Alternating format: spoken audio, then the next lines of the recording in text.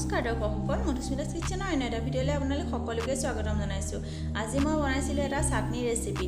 আহকচোন চাওঁ মইনো কেনেদৰে বনাইছোঁ। সকলোৰে ঘৰত কুন্দুলি থাকেই আৰু কেতিয়াবা কেইটামান কুন্দুলি থাকি যায়, তেতিয়া আমাৰ ভাজিবলৈও মন নাযায়। এনেদৰে এখন চাটনি বনাই খাই চাবচোন, কিমান সুন্দৰ লাগে খাই আৰু বনাবলৈও খুবেই সহজ হয়। কুন্দুলিখিনি এনেদৰে কাটি ল'ব লাগে। কাটি লৈ এখন পেনতে মই অকণমান তেল দি লৈছোঁ। বেছি তেলৰ প্ৰয়োজন নাই, অকণমান তেল, তাতে আধা চামুচ মই গোটা জিৰা দি দিছোঁ। গোটা জিৰাখিনি ফুটাৰ পিছত মই কুন্দুলিখিনি দি দিম। এয়া কুন্দুলিখিনি মই দি দিছোঁ। কুন্দুলিখিনি দিয়াৰ পিছত কুন্দুলিৰ ছালখন শুকান হোৱালৈকে অকণমান সময় ভাজিব লাগিব। বৰ বেছি ভাজি থকাৰো প্ৰয়োজন নাই। কুন্দুলিখিনি অকণমান শুকান হোৱালৈকে এনেদৰে লৰাই থাকিলেই হ'ব। খুব কম সময়তে হোৱা এবিধ চাটনি, এবাৰ বনাই খাই চাব, খুবেই টেষ্টি হয়। ঘৰৰ মানুহে সুধিবলৈ বাধ্য হ'ব ক'ৰ পৰা শিকিলা বুলি।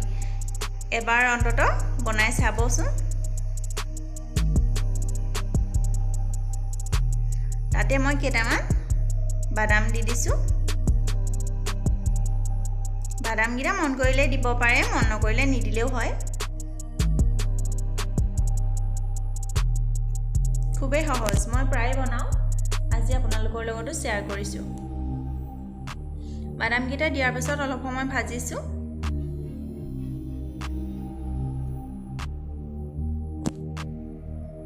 যদি ভাজি থোৱা বাদাম থাকে বেছি সময় নাভাজিলেও হয়।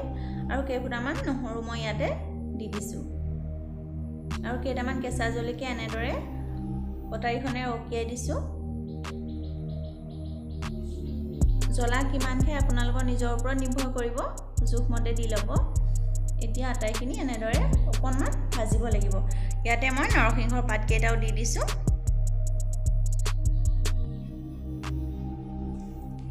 যদি নৰসিংহ নাথাকে ধনিয়া দি দিলেও হ'ব। এয়া চাওক ভাজি হৈ গৈছে। ভাজি হোৱাৰ পিছত মই চেঁচা হোৱাৰ পিছত এটা মিক্সি জাৰত ভৰাই লৈছোঁ। এতিয়া আৰু বিশেষ কাম নাথাকেই।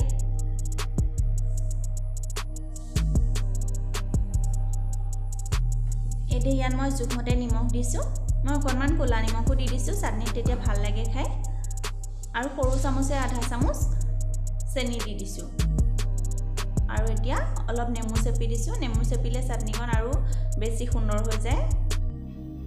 নেমু চেপাৰ পিছত আৰু মিক্সিত পিচি ল'লোঁ। এয়া চাওক কিমান এখন সুন্দৰ চাটনি খুব কম সময়তে ৰেডি হৈ গ'ল।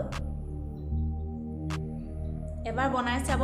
ভিডিঅ'টো যদি ভাল লাগিলে লাইক কমেণ্ট কৰিবলৈ নাপাহৰিব। ধন্যবাদ।